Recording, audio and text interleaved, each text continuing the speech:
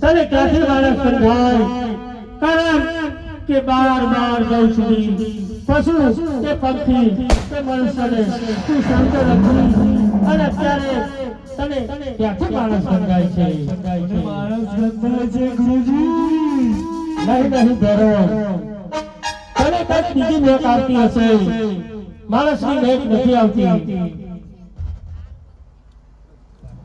માણસની મેં તો હું સારી રીતે જાણું છું ગુરુજી. નહીં ભેરો, માણસ તો હું એકલો છું.